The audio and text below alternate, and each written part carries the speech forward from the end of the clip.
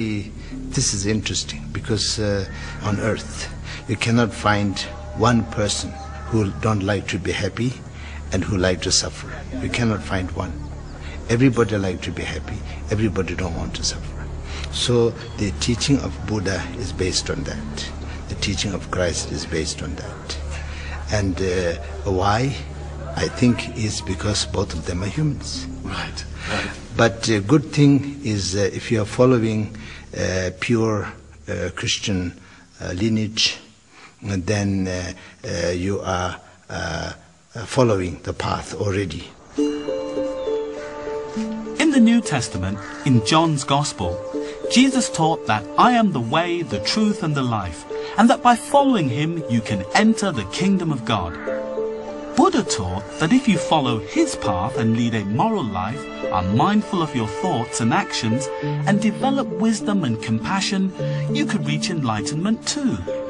In their teachings, both Jesus and Buddha provide a very practical guide to personal transformation that is remarkably similar.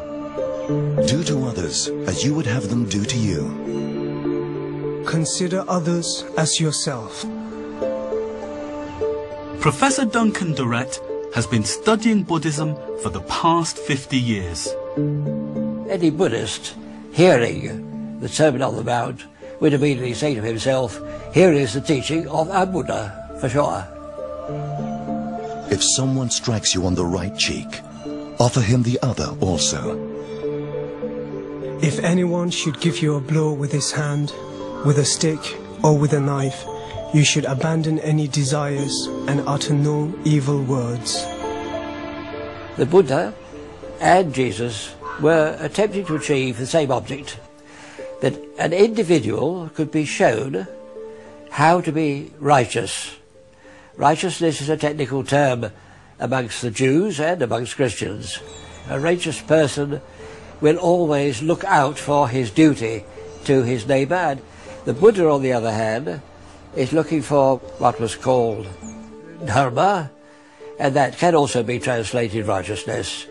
He wanted the individual to have a model, somebody who has got rid of anything which stands in the way of his being a perfect man. Love your enemies. Do good to those who hate you. Bless those who curse you. Pray for those who abuse you. From anyone who takes away your coat, do not withhold even your shirt. Hatreds do not ever cease in this world by hating, but by love. This is an eternal truth. Overcome anger by love. Overcome evil by good. Overcome the miser by giving. Overcome the liar by truth. The Buddhists think that there is a continuum of life, and by perfecting oneself one reaches a stage where one is not reborn and suffers no more. Jesus talks about the kingdom of heaven which exists on the earth amongst those who are real subjects of the real king that is God himself. These teachings are very similar, and the Buddhist would understand the Christian and vice versa. There's so much similarity even in that aspect in Buddhism and Christianity, because I spent times in monasteries and they use incense and they use rosary, and also they use the folding the hand during the prayer. And also we have a double dorje, the cross of the Vajra, and you have a cross.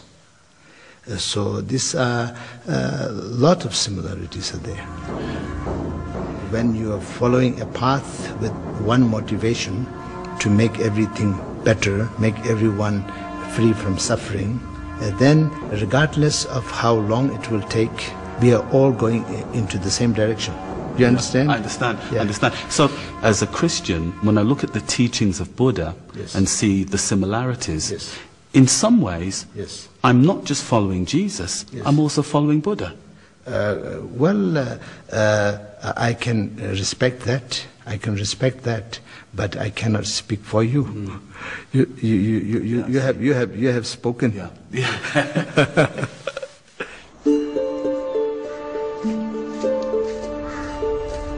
In Tibetan Buddhism, there is a type of holy figure known as a bodhisattva, someone who has put off full enlightenment so they can help others along the right path here on earth. Many Buddhists think Jesus was a bodhisattva. Before I left northern India, I wanted to meet one of Tibetan Buddhism's holiest leaders, the Gyama Karmapa, or the one who carries out the teachings of Buddha, the 17th reincarnation in a line stretching back over 800 years. I was granted a private audience. How would you explain Jesus as a Buddhist? Where would you place him? Jesus was undoubtedly a great holy being for the world, and from a Buddhist perspective, we can definitely recognize him as a holy being. When someone abandons his own self-interest for the benefit of others, we can call him a bodhisattva. Although Jesus wasn't a Buddhist, we can still call him a bodhisattva.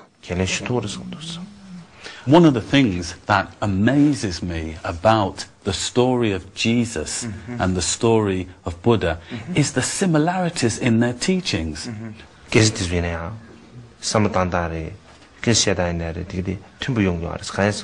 thoughts or teachings are similar because their motivation is to guide others towards the right path. If we look back into history, the stories of these holy beings are always similar.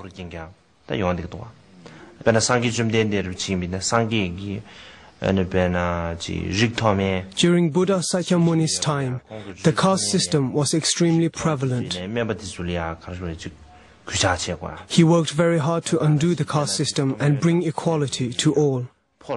For example, there were as many nuns as there were monks.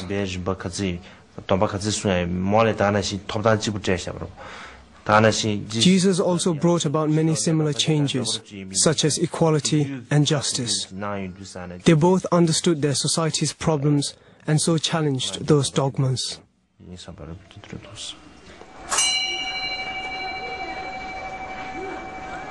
So what could be the cause of these similarities? At the time that the Bible was being written, we know that trade routes existed between India and Palestine via the Silk Road in the north and the sea in the south. And there are even Western historical accounts of travellers, diplomats and monks journeying from India to the Middle East. According to Indian sources, the Emperor Ashoka, who ruled most of India 250 years before Jesus was born, sent Buddhist missionaries all over Asia, and some may even have made it to Greece and Egypt. So there is a possibility that Buddhists and early Christians could have met and exchanged ideas. In the course of this missionary endeavour, Buddhists will have found their way to all the major centres of learning. And so lives of Buddha will have found their way to Alexandria, we can be sure of it. They were engaging in a common search for truth, not only to find the truth, but how individuals might achieve it, whatever their backgrounds. So you may say there was a two-way exchange.